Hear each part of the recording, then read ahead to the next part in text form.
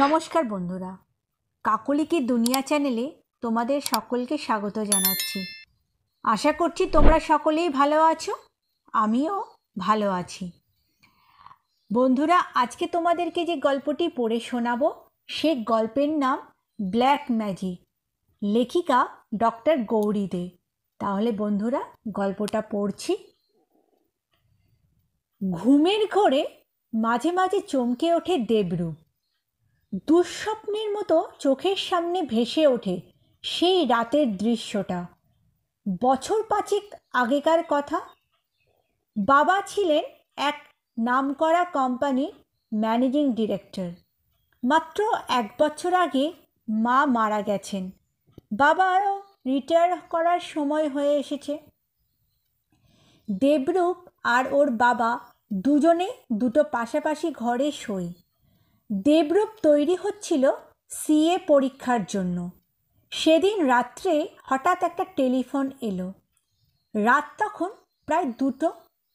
ফোনটা বাবার ঘরে। উনি ফোন ধরলেন। তারপর হন্তদন্ত হয়ে দেবরূপের ঘরে ঢুকে বললেন, দেব, থানায় একটা ফোন করে জানিয়ে দে। এইমাত্র আমাকে ফোনে একজন সিকিউরিটি জানালো কয়েকটা লোক নাকি জোর করে আমার চেম্বারে ঢোকার চেষ্টা করছে। আমি 22 লাখ টাকা চেম্বারে এনে রেখেছি মাইনে দেব বলে। তুই শিগগিরই থানায় যা, আমি অফিসে যাচ্ছি। কি বলছো বাবা? তুমি ওখানে একা গিয়ে কি করবে? পুলিশ নিয়ে যাও, আমিও তোমার সঙ্গে যাব।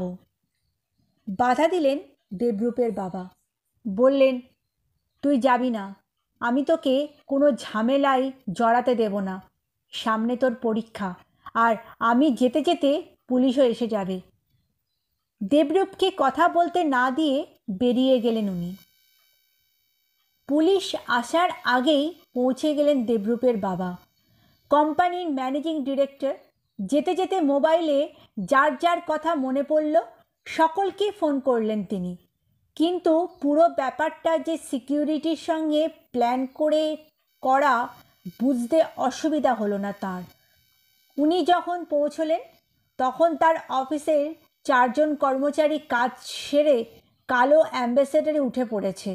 ওরা মনে করলো সাহেব ওদের দেখেনি। কিন্তু সেই মুহূর্তে সাংঘাতিক একটা ভুল করে ফেললেন তিনি।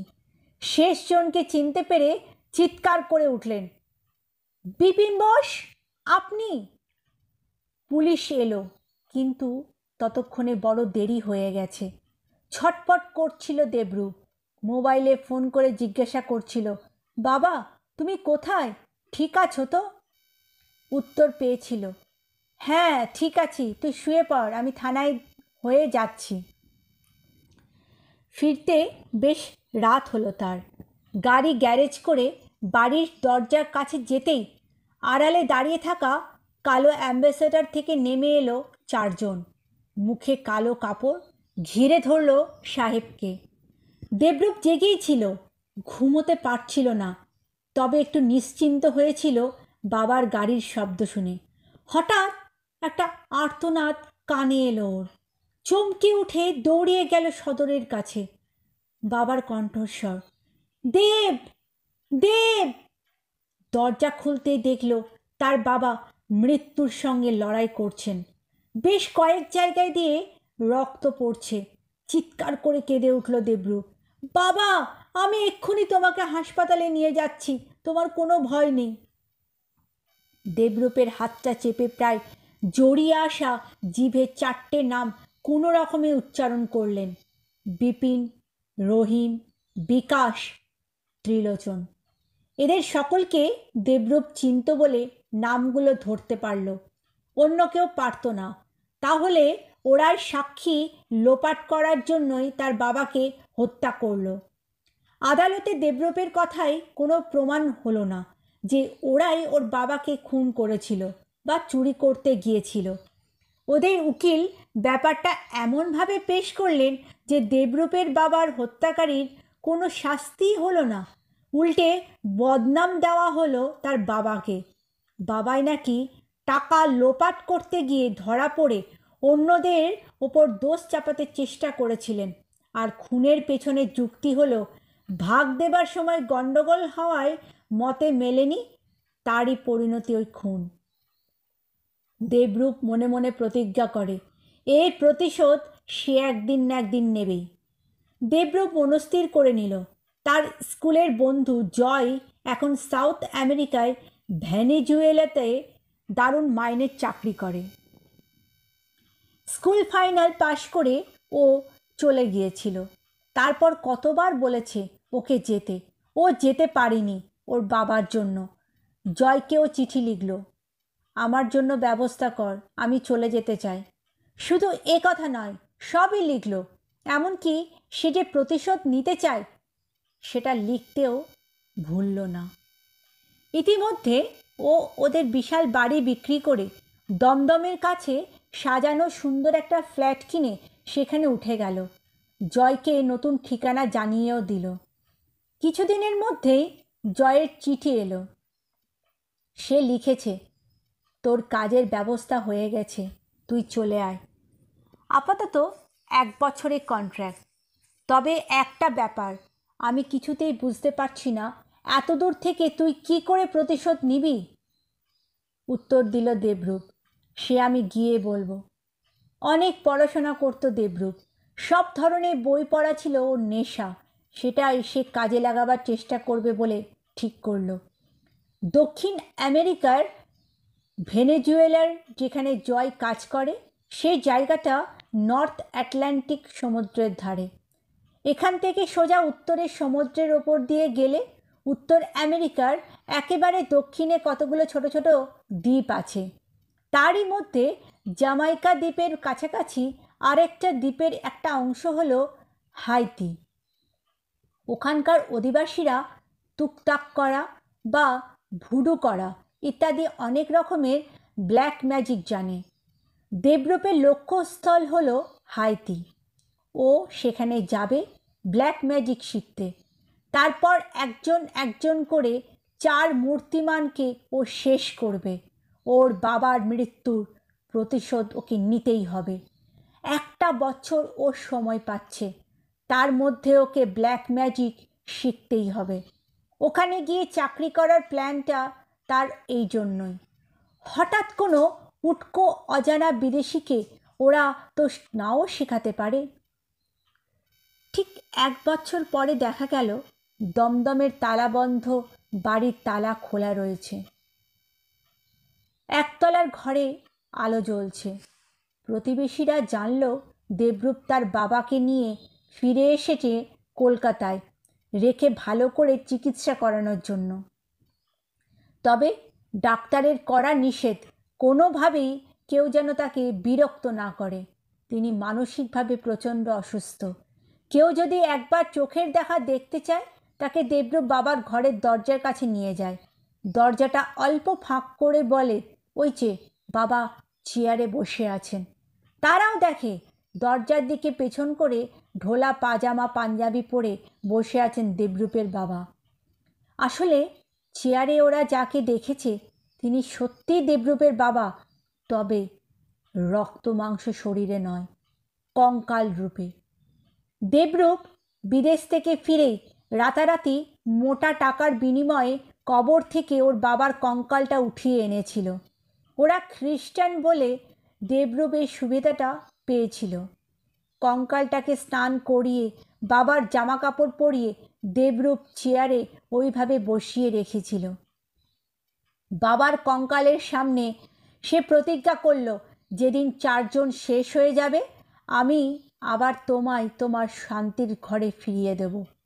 দেবরূপ বড় বড় করে 4টে নাম লিখে বাবার পায়ের তলায় রাখল, বিপিন, রহিম, বিকাশ, ত্রিলোচন। পাতলা সাদা উড়ুনি দিয়ে কঙ্কালটার মাথা থেকে জড়ানো, শুধু চোখের কোটর দুটো খোলা। দেবরূপ বাবার দিকে তাকিয়ে বলল, বাবা, আমার কাজে তুমি সহায় হও, তুমি এসে তোমার কঙ্কালে আশ্রয় নাও, আমাকে পথ বলে দাও। ঘরের দরজাগুলো সব বন্ধ। রাত 12টা বাজতেই দেবরূপ একটা কম্বলের আসন পেতে বাবার চেয়ারের সামনে বসল। প্রদীপ জ্বালল, ধূপ ধুনো দিল, ঘরের সমস্ত আলো নিভিয়ে আসনে বসল। ওর আসনের পাশে একটা ছোট হাত ব্যাগ, দেবরূপ সেটা খুলল। একটা কালো মতো থলথলে বস্তু বার করল, তারপর সেটা কঙ্কালের পায়ের কাছে রাখল। বস্তুটা একটা কালো কুচকুচে বেড়াল, চোখ দুটো সবুজ পাথরের।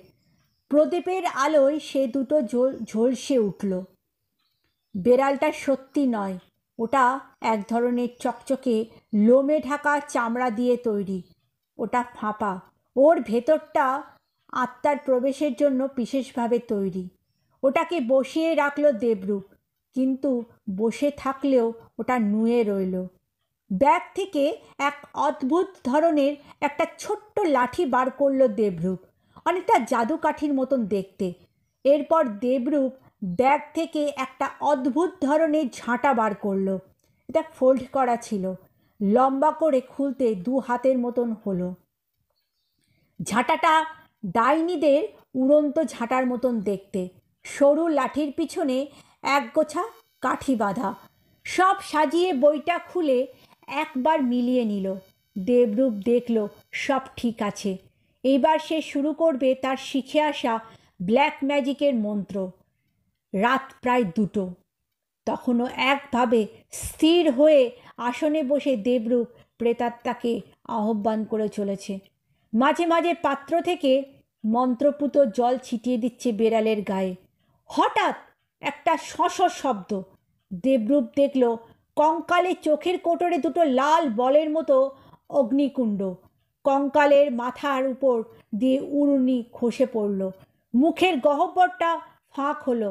তার ভেতর থেকে শোনা গেল দেবরূপের বাবার কণ্ঠস্বর। দেব, আমি এসেছি, বলো তুমি কি জানতে চাও? দেবরূপের সারা শরীরে প্রবল উত্তেজনা। বলল, বাবা, ওই 4 জন খুনি যারা তোমাকে আমার কাছ থেকে ছিনিয়ে নিয়েছে, তাদের মৃত্যুদণ্ড দিতে চাই, তুমি সাহায্য করো। সামনে রাখা নেতিয়ে থাকা কালো বিড়ালটা আস্তে আস্তে ফুলতে লাগলো, সোজা হয়ে বসল। বেড়ালের চোখে সবুজ আলোর সঙ্গে মিশে গেল লাল আলো। বেড়ালটা হুঙ্কার দিয়ে উঠল। দেবরূপ অবাক হলেও বুঝল তার ব্ল্যাক ম্যাজিক শেখা সার্থক। প্রেতাত্মা কঙ্কালের দেহ ত্যাগ করে বেড়ালে আশ্রয় নিয়েছে। বেড়ালটা লোম ফুলিয়ে উঠে দাঁড়ালো। দেবরূপ হাইতি গুরুর কথা মতো সঙ্গে সঙ্গে শয়তানকে মাথা নিচু করে প্রণাম করল।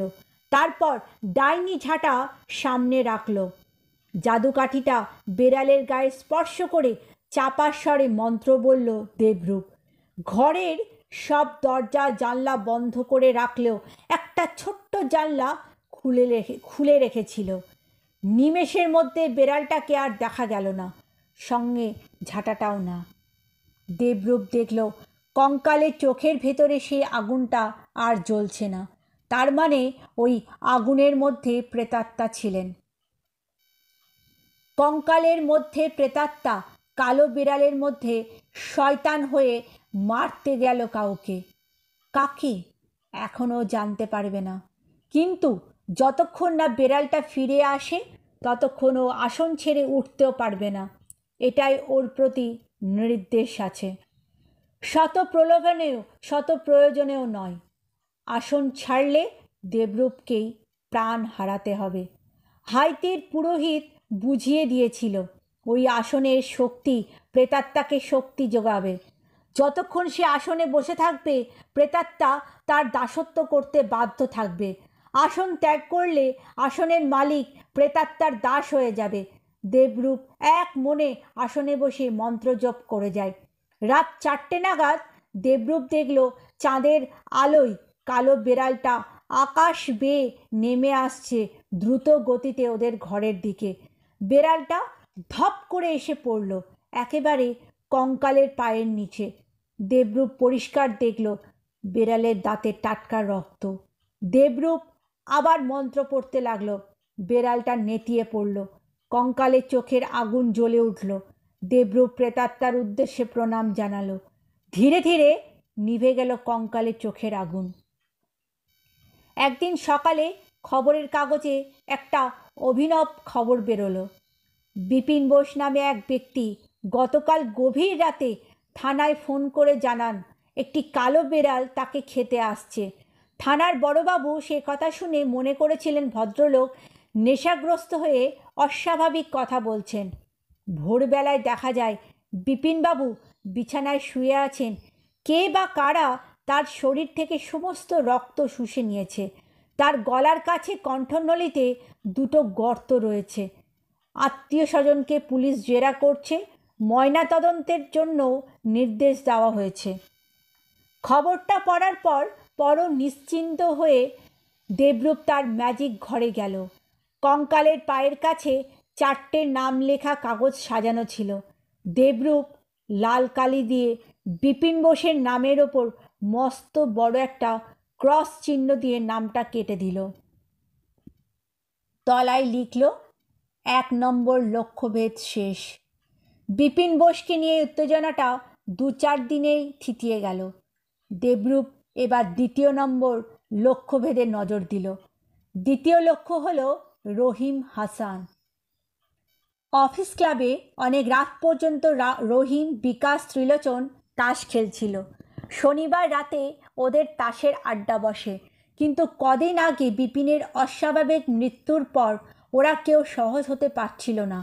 বিপিন ছিল রহিমের তাসের পার্টনার। ওর সঙ্গে বিপিনের একটা বোঝাবুঝি ছিল। ওদের সহজে কেউ হারাতে পারত না। কিন্তু আজ রহিমের পার্টনার জগন্নাথ মাইতি, সেও ভালো খেলে, কিন্তু রহিমের আজ খেলে সুখ হচ্ছে না। খানিক পরে ঘড়ি দেখে রহিম বলে, 11টা বেজে গেছে, আর নয়, এবার উঠি। কথাটা বলার সঙ্গে সঙ্গে রহিম দেখল ক্লাব ঘরের দরজায় একটা কালো কুচকুচে বেড়াল ওরই সাথে দিকে তাকিয়ে বসে রয়েছে।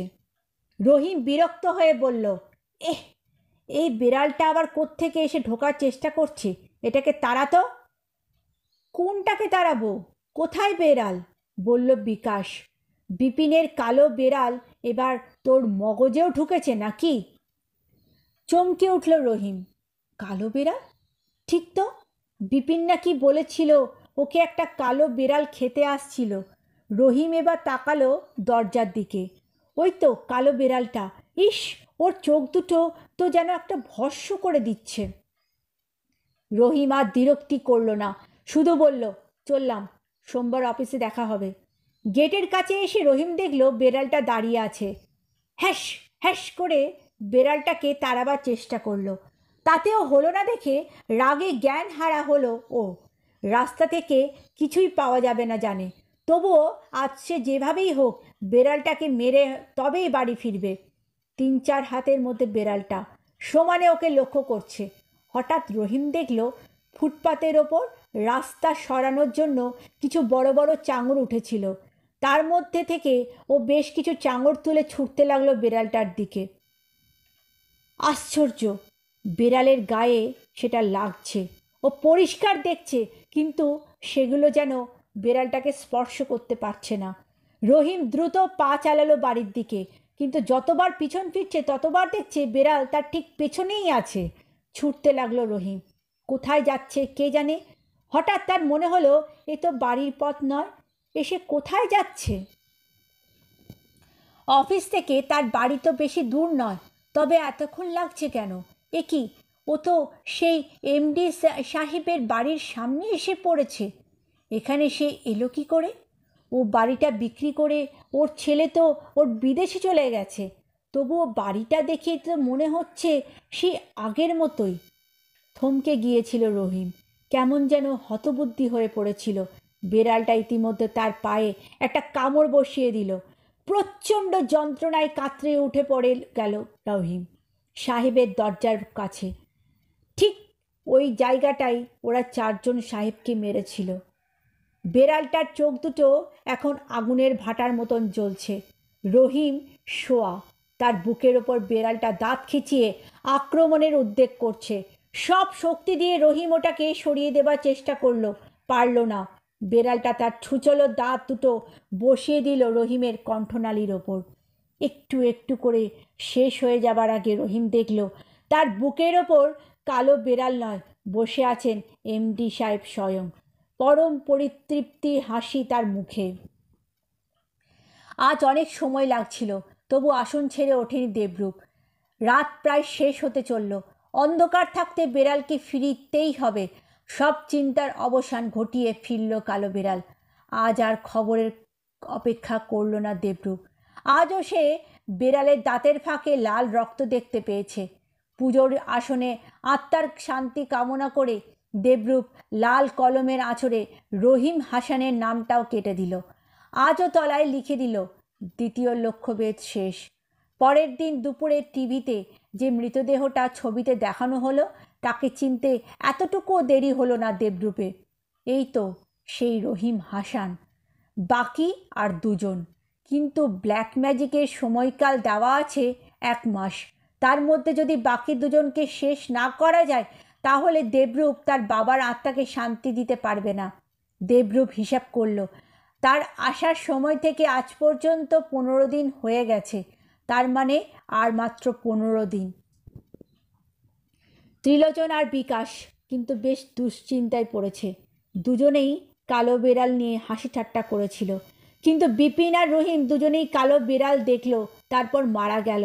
এটা তো কাকতালীয় বলে মনে হচ্ছে না। তবে কি হতে পারে?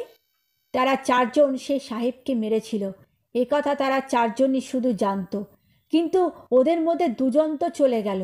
তবে কি সাহেবের প্রেতাত্মাই কালো বেড়াল?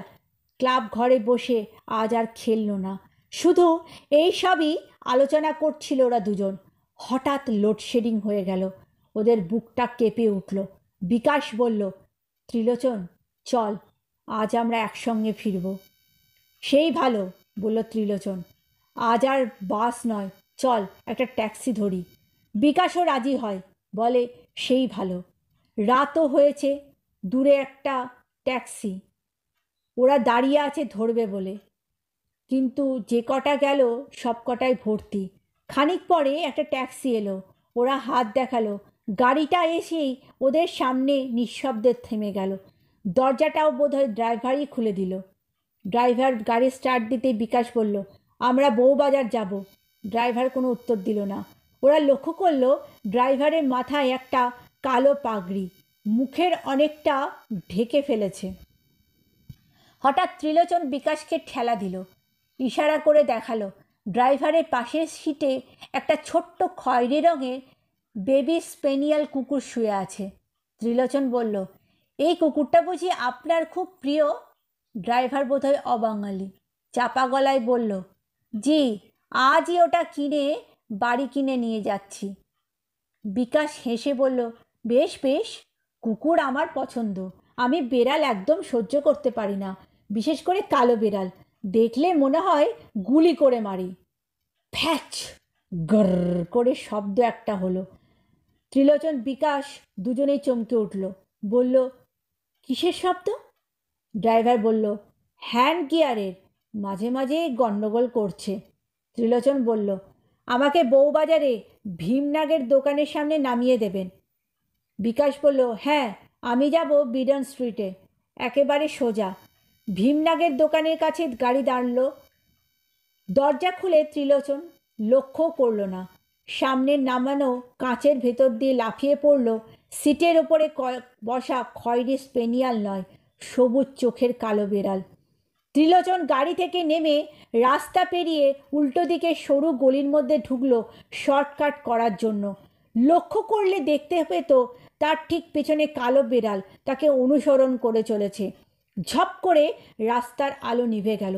থমকে দাঁড়িয়ে গেল ত্রিলোচন। তার কাঁধের ওপর কিসের যেন একটা চাপ। সেই চাপের ভারে বসে পড়ল ত্রিলোচন। আর ঠিক সেই মুহূর্তে তার চোখ পড়ল কালো বেড়ালটার ওপর। চাচাবার আগেই তার গলার নলিতে বেড়ালটার দাঁত বসে গেল। বিডন স্ট্রিটের মুখের আসার আগেই গাড়িটা হঠাৎ দাঁড়িয়ে গেল।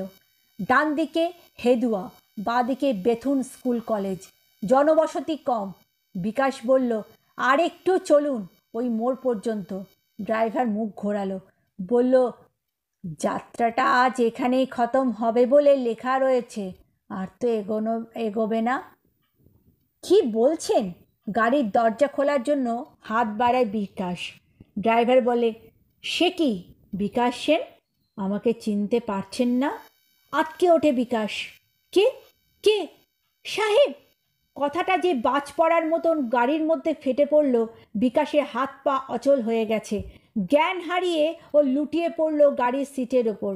গাড়ি সোজা ছুটে চলল বিডন স্ট্রিট দিয়ে গঙ্গার ঘাটের দিকে। শীতকাল, তার উপর হিম পড়ছে, রাস্তায় কেউ নেই। হঠাৎ ঝপ করে একটা ভারী কিছু কেউ মাঝ গঙ্গার দিকে ছুঁড়ে দিল তার অমানবিক শক্তি দিয়ে। একই রাতে 2 লক্ষ একসঙ্গে ভেদ হয়ে গেল। দেবরূপ আজ একটু অবাক হচ্ছে। ভোর রাতে ফিরে এসেছে কালো বেড়াল, যথারীতি তার মুখে রক্তের চিহ্ন। কিন্তু কালো বেড়াল ফেরার পর কঙ্কালের কোটরগত চোখের মধ্যে সেই আগুনের গোলাটা কেন আজ দেখা যাচ্ছে না? যতক্ষণ না সেটা ফিরবে ওকে আসনে বসেই থাকতে হবে। অপেক্ষা করতে করতে দেখল বেড়ালের দেহটা মিলিয়ে যাচ্ছে। চিন্তায় পড়ল দেবরূপ। পুরোহিত তো বলেছিলেন কাজ শেষ হলে বেড়ালটা মিলিয়ে যাবে, কিন্তু কাজ শেষ হলে তবে তবে কি ও একসঙ্গে দুজনকে শেষ করে এলো? আসনে বসে ছটফট করছে দেবরূপ। এমন সময় কঙ্কালের চোখ দুটো জ্বলে উঠল। দেবরূপ হাত জোর করে ডাকল, বাবা। সাড়া পেল না। কঙ্কালটা ধীরে ধীরে ঝরে ঝরে পড়তে লাগলো, গুঁড়ো গুঁড়ো হয়ে। তারপর কয়েক মুঠো ধুলো হয়ে গেল। দেবরূপ দেখল তার চোখের সামনে 2টো কাগজ লেখা, ত্রিলোচন ও বিকাশ। নামটা বড় বড় করে কেটে দিল কেউ। দেবরূপ জানে সে সামনে তার বাবার কঙ্কালের ধুলো এক মুঠো মাথায় ঠেকিয়ে বলল, বাবা, তোমার স্বপ্ন ছিল আমি সিএ হয়ে জীবনে প্রতিষ্ঠিত হব। এবার আমি তোমায় কথা দিচ্ছি, এসব ছেড়ে আমি আবার আগের মতো তোমার আশীর্বাদ নিয়ে নিজের পায়ে দাঁড়াবার চেষ্টা করব। আসনেই বসেছিল দেবরূপ। কথাটা শেষ হবার সঙ্গে সঙ্গে কঙ্কালের গায়ে জড়িয়ে থাকা সাদা উড়ুনিটা এসে দেবরূপের শরীরটা ঢেকে দিল। মনে হলো বাবা যেন এই শীতে তার গায়ে আদর করে চাদরটা জড়িয়ে দিলেন। পরদিন পাড়ার লোক জানল গভীর রাতে দেবরূপের বাবা অসুস্থ হয়ে পড়ায় ও ট্যাক্সি করে হাসপাতালে নিয়ে যায়। তারা মৃত বলে ঘোষণা করে। দেবরূপ তার বন্ধুবান্ধব নিয়ে শেষ কাজ করেছে। কয়েকদিনের মধ্যে দেবরূপ আশেপাশের মানুষদের সঙ্গে করে তার বাবার কবরে ফুল দিয়ে চার্চে গিয়ে আত্মার শান্তি কামনা করে। কারোর কোনো সন্দেহ হলো না। বন্ধুরা, কেমন লাগলো আমার এই গল্পটি? যদি ভালো লাগে তবে কমেন্ট করে অবশ্যই জানিও। আর আমার চ্যানেলটিকে লাইক আর সাবস্ক্রাইব করতে ভুলো না যেন, ঠিক আছে? আর পারলে সবার কাছে শেয়ার করে দিও। আজকের মতন বিদায় নিচ্ছি। সবাই ভালো থাকবে কিন্তু।